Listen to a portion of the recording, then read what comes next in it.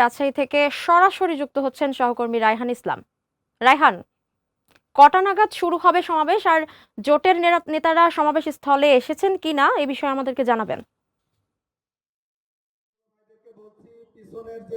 হ্যাঁ অনু, আপনি জানেন যে আসলে আজকে যে রাজশাহীর যে ঐতিহাসিক মাদ্রাসা মাঠ রয়েছে, সেই ঐতিহাসিক মাদ্রাসা মাঠে কিন্তু 11 দলের যে নির্বাচনী সমাবেশ, সেই নির্বাচনী সমাবেশে কিন্তু প্রধান অতিথি হিসেবে বক্তব্য রাখবেন জামায়াতের আমির ডাক্তার শফিকুর রহমান।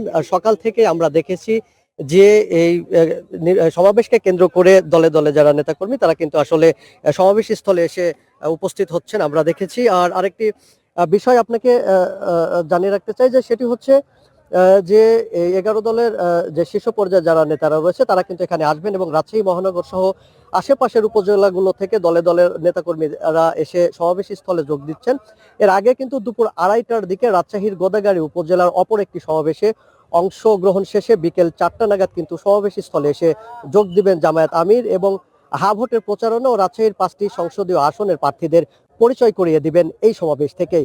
আমরা এখানকার স্থানীয় শীর্ষ পর্যায়ের নেতাদের সাথে কথা বলেছি, তারা আমাদের যেমনটি জানিয়েছে যে আজকের জনসভায় 1.5 লক্ষাধিক মানুষের সমাগম ঘটবে। এরই মধ্যে নারী কর্মীদের সংখ্যা থাকবে প্রায় 40 থেকে 50,000। এছাড়া নির্বাচনের ঠিক আগ মুহূর্তে জামায়াত আমিরের আগমন রাজশাহীর যে 6টি সংসদীয় আসনের প্রার্থীদের জন্য একটি ইতিবাচক পরিবর্তন আনবে বলে ধারণা করছে তারা। এরপর সন্ধ্যা 6:30টার দিকে কিন্তু এই রাজশাহীর সমাবেশ এখান থেকে শেষ করে কিন্তু নাটোরের উদ্দেশ্যে তিনি রওনা দিবেন। অর্থাৎ যে আনুষ্ঠানিকতা সেটা কিন্তু আসলে শুরু হবে দুপুর 2টা নাগাদ থেকে শুরু হবে এবং 4টা থেকে কিন্তু বিকেল 4টার দিকে এখানে এসে উপস্থিত হবেন জামায়াতের আমির ডাক্তার শফিকুর রহমান। সব মিলে বলা যেতে পারে নেতাকর্মী যারা রয়েছে তাদের মধ্যে কিন্তু এক ধরনের উচ্চ উদ্দীপনা বিরাজ করছে। তো এই ছিল আমার কাছে সমাবেশ স্থলের সর্বশেষ। অনু।